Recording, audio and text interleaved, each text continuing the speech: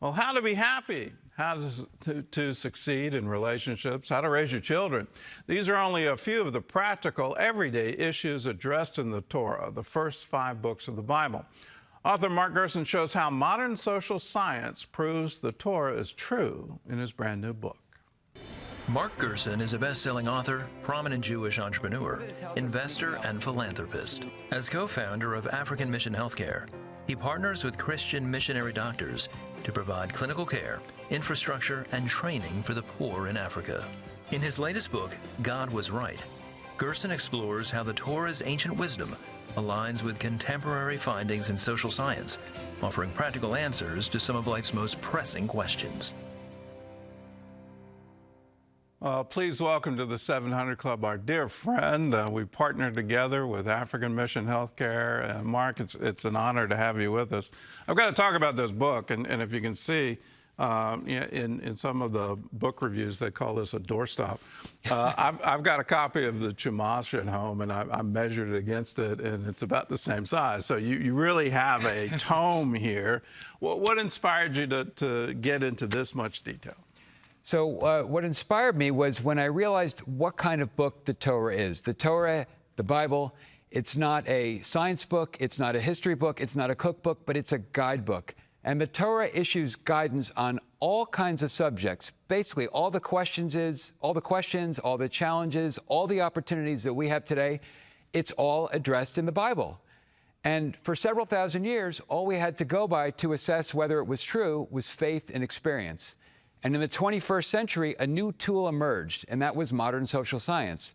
So I wanted to test the claims of guidance in the Torah against those of modern social science so we could know with social scientific certitude, is the Torah true?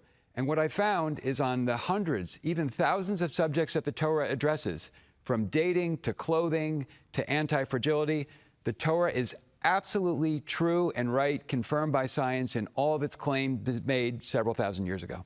Well, let's talk about a couple of them. One of the ones you point out is the emphasis on delayed gratification. Yes. Where is that in the Bible, and how does modern science now say that's the way to go?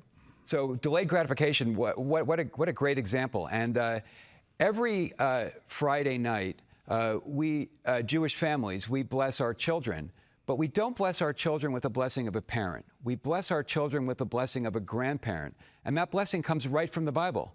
That's the blessing that Jacob, whose name by then is changed to Israel, gives to his grandchildren Ephraim and Manasseh.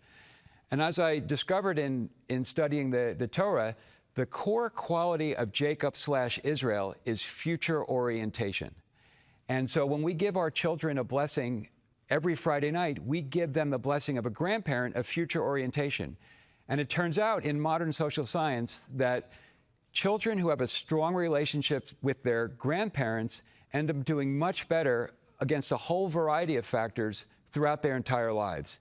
And the core quality that makes for a great grandparent, and there are many, but perhaps the core quality is future orientation. It's the grandparent who delights in the opportunities, the newness of his grandchild, and is there as a sounding board, an advisor, and a counselor, particularly with the new opportunities, those that will emerge in the future that their grandchild has. I've encouraged Christians for a long time, let's imitate a Jewish family. That, God of Abraham, Isaac, and Jacob is repeated again and again. Right. As an illustration for us. We have to think generationally. I know in my life, when I became a grandfather, it was one of the most satisfying moments that I've ever had. And just the whole sense that I'm forging links into the future through the generations that follow after me. So it's actually made me a better person, realizing that I've got to do right here, that this is someone that is in my care. Well, that's so beautifully put, Gordon, and that's why the Torah tells us time and time again, you shall teach your children and your children's children. So the role of a grandparent in the Torah's view is not just to give candy around holidays, but it's to perform the sacred obligation of educating one's grandchildren in the faith, in the values. So teach your children and your children's children. And it makes so much sense, both in the Torah context and in the modern context, because grandparents have wisdom and they have time. That parents might not have the time, they might not have as much wisdom, but grandparents have wisdom and they have time. and they have this sacred corpus of knowledge and values that they are uniquely able to transmit to their grandchildren, and the grandchildren show the benefits for their entire lives. And it's why God chose Abraham. He said, this is why I know he's going to teach his children and his children's children. You talk about, there's a Western phenomenon. I'm not sure it's entirely Western. Japan is doing it too, where we're delaying marriage or not marrying at all. What does the Bible have to say about that? Well, I'm so glad you brought that out Gordon, because that's a real problem in the West and elsewhere is delayed marriage. And the Bible says a lot about that. And we can just go into early Genesis when God, he creates Adam. And what does he note? He says, it is not good for man to be alone. Now, God could have alleviated Adam's loneliness in any number of ways. He could have made Adam a golfing buddy.